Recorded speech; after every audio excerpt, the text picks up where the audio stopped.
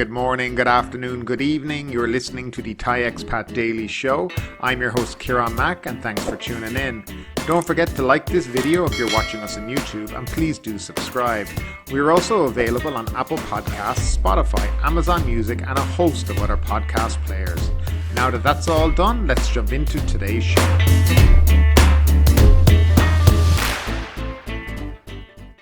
Well, hello there. It's Wednesday, the 16th of February 2022, and we'll start off with the nationwide daily COVID report. There were 27 more COVID-19 fatalities and 14,373 new cases registered during the previous 24 hours, the Public Health Ministry reported on Tuesday morning. This compared with the 26 COVID-related fatalities and 14,900 new cases reported on Monday morning. The 27 new fatalities were between the ages of 39 and 95 years of age. Now we confirmed 14,373 new cases with 7,701 probable cases that were done via ATK testing. 196 cases were from abroad and 131 from prisons. Out of the 132,728 people in care, 60,303 are in hospital. We have 702 people in ICU and 145 people on ventilators. Chonburi Public Office is reporting 548 confirmed cases, 680 probable cases and 2 deaths. Most confirmed cases are in Chonburi City 117, Sirasha 134 and Banglamung Pattaya area 126. There are 6,616 patients in care. Phuket health officials reported 612 new cases on the island, out of which 470 are local and 142 are from international arrivals. There were 2 deaths. There are now 5,432 people in care there. And yesterday we had 207,281 people who were vaccinated. Most people were receiving their booster dose. And to date, first injections in Thailand, we've had 75.9% of the population. The percentage of people who've had 2 doses is just over 70%, and the percentage of people who have had 3 doses, that's their booster, 26.1%. And moving along to the first story of the day, Interpol issues red notices for arrest of 2 Canadians wanted in Thailand for murder. Red notices have been issued by Interpol to all its 195 member countries, including Thailand, to be on the lookout for 2 former Canadian servicemen who are wanted in Thailand for the killing of an Indian-born underworld figure in Thailand's southern resort island of Phuket on February 4. Interpol also warned police in its member countries to be cautious when arresting the 2 suspects, identified as Matthew Dupre and Jean Larcamp, both 37 years of age, describing them as armed, dangerous and an escape risk, suicidal and violent. The 2 Canadians were charged by the police in Phuket with involvement in the murder of Jimmy Slice Sandhu in the car park of a villa on Rawai Beach on the night of February 4th. According to the Thai police, several spent 9mm shells were found at the crime scene. 2 semi-automatic pistols, a CZ and a Walter, were later recovered from the sea not far from the victim's villa. After the murder, the 2 suspects flew out of Thailand. Thai police said they have been informed by the Canadian counterparts that the victim's Canadian citizenship has been revoked and he had been deported from Canada for what was described as criminal activities. He flew into Phuket on a private jet from Malaysia using a fake passport in late January. So that is just an update on the murder that we've spoken about last week. It seems that they have kind of 2 suspects in mind, and now they're looking to have them obviously extradited back to Thailand. They may have issues, especially with Canada, because Thailand does have the death penalty and a lot of countries are very reluctant to extradite their citizens to Thailand under this kind of arrangement. So whether or not guarantees will be given if they even find these guys, who knows. But that's the kind of where the story is now. The 2 guys have fled Thailand. They're out of Thailand. Red notices have been issued and we'll just see if they are picked up in other countries. But to me, I don't think this is going to go much further than it is now. And moving along to the next story, Omicron surge stymies domestic travel. Domestic travel sentiment remains weak amid a 5-digit surge in daily cases and higher commodity prices, despite incentives like the We Travel Together hotel subsidy scheme and local events aimed at generating more trips. Bookings from the 4th phase of the stimulus haven't yet picked up as strong as hoteliers expected due to Omicron concern, said Lalad Bongshithong, president of the Thai Hotels Association Northern Chapter. COVID-19 cases have exceeded 10,000 infections per day over the past week, with 14,900 cases as of last Tuesday. Ms. Lalad said responses to the new phase of the scheme was significantly weaker compared to the previous phase, with only 300,000 room nights utilised nationwide during the first week of the campaign. As of February 13th, 471,310 rooms from an additional 2 million room nights had been booked. The average occupancy rate for January and February had been expected to stand at 55% from the overall 70% or 40,000 hotel rooms in Chiang Mai that are open at the moment. However, the spread of the Omicron variant hammered the occupancy rate to less than 20% in January. Now, she also said the impact clouds the outlook for this month, with bookings at around 20%, even though the province is hosting Chiang Mai Blooms 2022, an annual flower festival from February 1st to March 15th. She also said the number of passengers at Chiang Mai Airport on February 1 had dropped to 4,000 to 5,000 per day, from the 7,000 to 8,000 per day in November and December last year, while the high price of oil had hit demand among visitors who plan to travel by car. The president of Thai Hotel Association's Western Chapter said the occupancy rate for Cha Am might be lower than 50% in February, which was mainly attributed to soaring infections and low purchasing power. The resort city saw 30 to 40% occupancy at weekends compared to the 10 to 20% on weekdays. Most guests were attending meetings or seminars organised by private companies. Mr. Vasoon said the number of state agencies visiting were very few, although the work-from-home policy was lifted at the end of January. Phetchaburi plans to hold the Pranakan Kirimuang Pet Fair from February 18th to 27th to spur tourism demand. However, forward bookings are yet to be seen, as domestic travellers tend to make last-minute decisions based on the viral situation. Mr. Bassoon said bookings would gather pace in March and April, as there are long holidays which families would plan trips by using privileges from the stimulus campaign during that period. And moving along, Singapore and Hong Kong have been left behind as global travel rebounds. A global travel divide is deepening as some countries ditch COVID-19 restrictions, including quarantine, isolation, and even mandatory testing for good, while others cling to year-old curbs. Lingering barriers to travel in Asia are isolating the region and its tourism-reliant economies, just as the recovery in Europe and the US accelerates. In the UK, authorities are dumping unpopular pre-flight tests and now only require proof of vaccination as they strive to normalise international air traffic. The marquee transit hubs of Hong Kong and Singapore are being shunned as travellers seek to avoid weeks in hotel isolation on arrival or a raft of testing swabs. Airlines, which before the pandemic operated about 30,000 flights a month to the two Asian gateways, have slashed that number to just 4,513 in February, according to aviation data company Cirium. There's little prospect of immediate change. Hong Kong, which quarantines overseas arrivals for as long as 14 days and effectively bars flights from an array of countries deemed to be high risk, is sticking to a goal of eliminating the virus even as cases in the community surge. Last week, authorities there tightened restrictions even further, extending gathering limits to private premises for the first time. And while Singapore has struck more than 24 agreements with other countries to set up vaccinated air travel lanes, it still requires overseas visitors to undergo almost a week of daily coronavirus tests during their stay. Anyone attending the city's scaled-back biennial air show this week must also test negative each day as a condition of entry.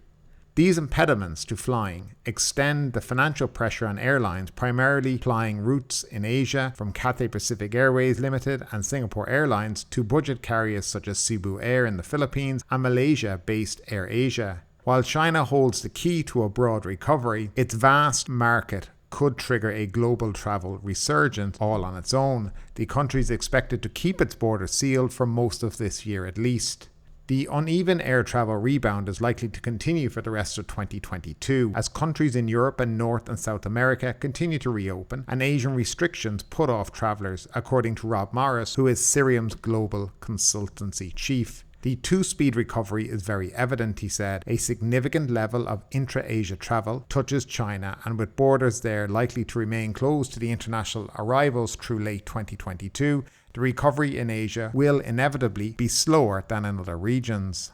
Within Europe, flying will surpass 75% of pre-pandemic levels next month, according to Cirium data from airline schedules. Inside the US, the figure will be 86%.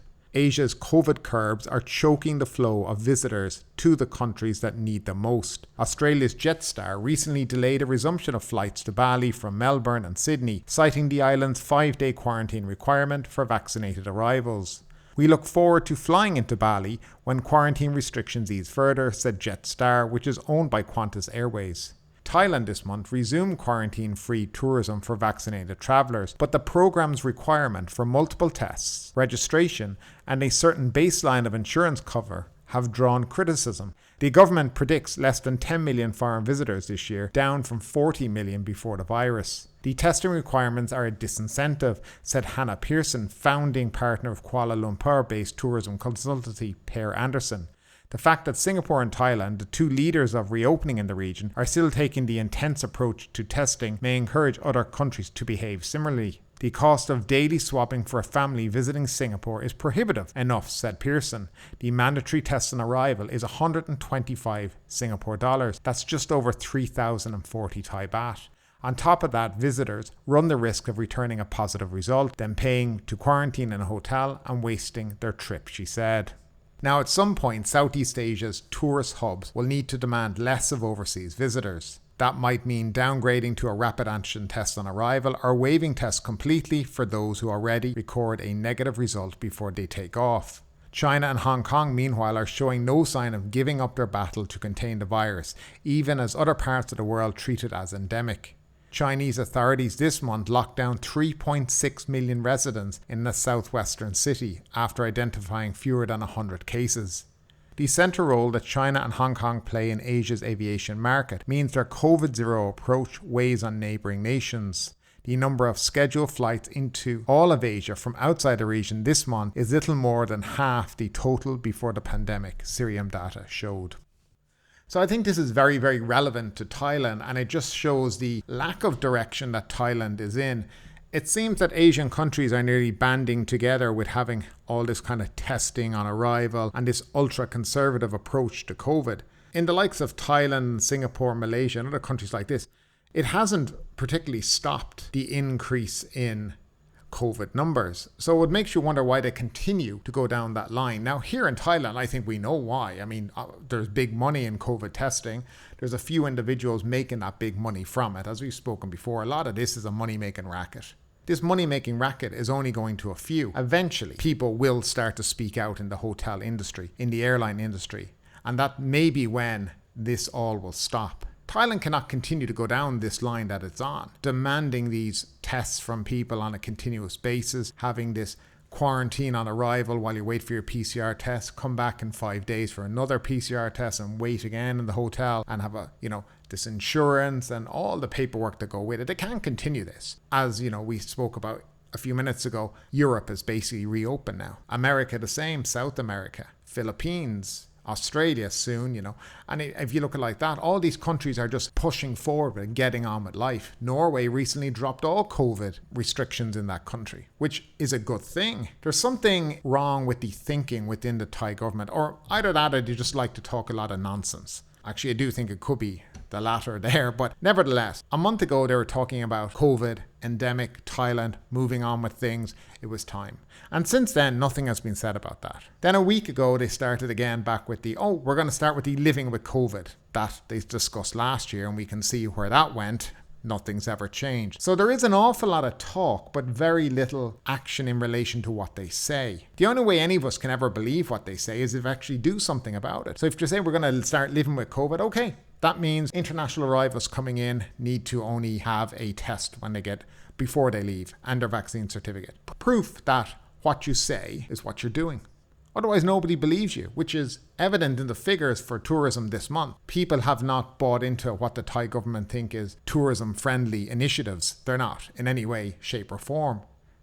I know a lot of people say, well, it's easy, you just do it and it takes a few minutes, it's not that hard. But it's inconvenient for travelers and it's expensive, especially for families who maybe in previous year would have come to Thailand, but now are looking at how many tests they have to do. Family of 4, that all adds up. And that is very restrictive. And then, of course, you have the way in which Thailand deals with COVID positive people, high-risk contacts, all that kind of thing. So the thinking has to change. There's no point in them keep talking, but never actually changing what they're doing.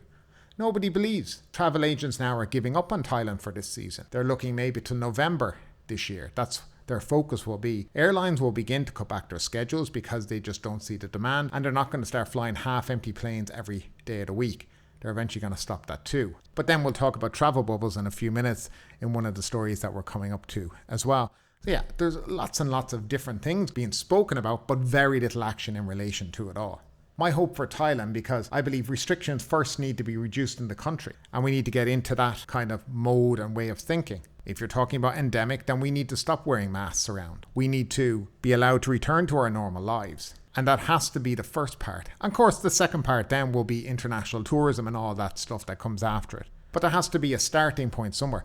And we're not at any starting point. Nothing has started in this country in relation to the disease being endemic, living with COVID. None of that has happened. So even if we push international tourism to the side for a second and look as expats and Thais living in Thailand, the restrictions are all still there. We're still under an emergency decree. Of course, if they get rid of all the restrictions, they don't need the emergency decree anymore. And then they won't be able to stop protests and people complaining about the government. So that's a whole other kettle of fish as well. So there is reasons, I think, why we're still like this. And some of these reasons are political and others are just the unwillingness of government officials to actually take action. And thinking that, oh, it's okay having a few tourists here. The people in Thailand are happy like this. No, nobody is.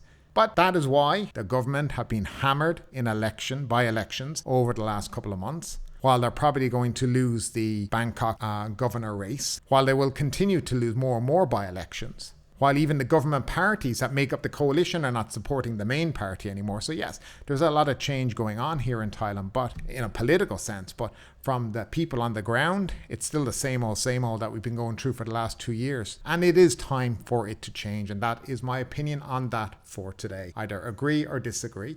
But if you disagree with it all, please leave your reasons for it down below in the comment section. And as we spoke about just in the last story, the southern border is to reopen next month. The government is planning to reopen the Thai-Malaysia border next month to stimulate tourism and the economy in the deep southern provinces. Deputy Government Spokesman Rachada Dandarek said Prime Minister Prayut Chan-o-cha has ordered the Centre for COVID-19 Situation Administration and the Tourism and Sports Emergency Operations Centre to outline pandemic mitigation measures for the reopening of the border checkpoints in Songkhla, Yala, Nari Tawat and Satun.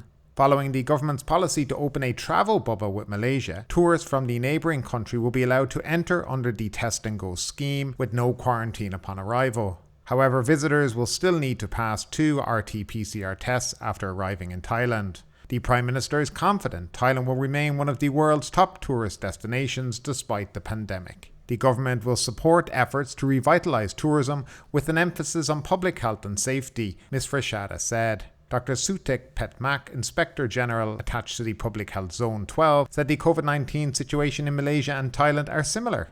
On February 12th, there were about 20,000 new cases, he said, so the Public Health Agency expects the risk of the border reopening will be low.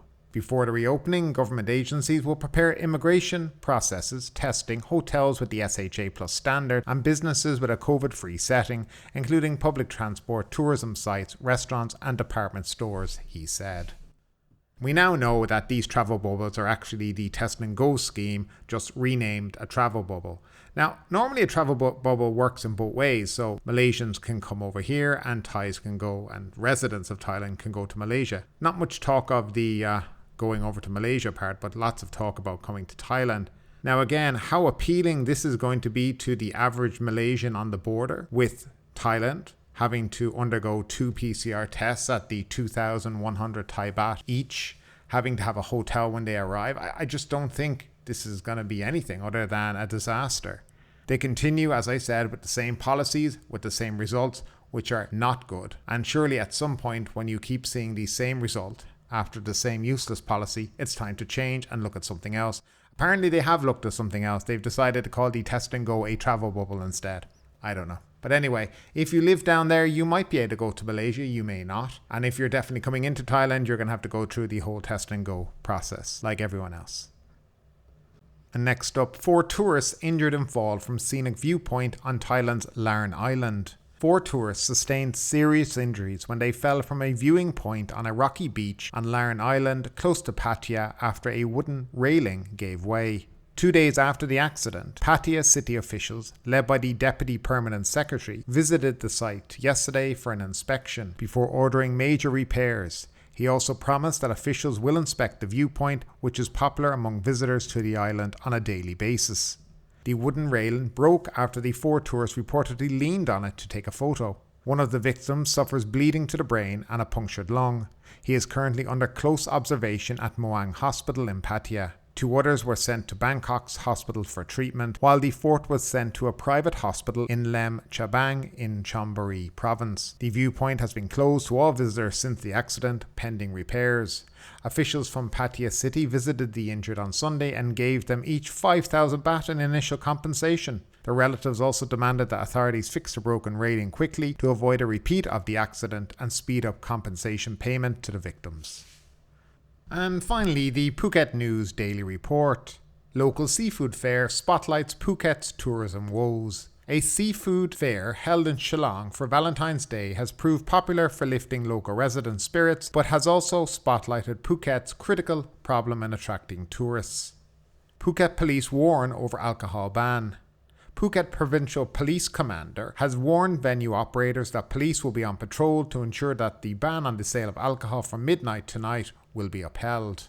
Give Happiness to Phuket People event bombs as locals queue for Vavi Paravir. Governor Narong Wonsi presided over an event at the new Phuket Provincial Hall last night to help boost tourism promotion for Phuket that was devoid of attendees, while earlier in the day local residents were queuing to receive Favipiravir for treatment of COVID-19 symptoms at the Anjai Clinic located in the adjacent building.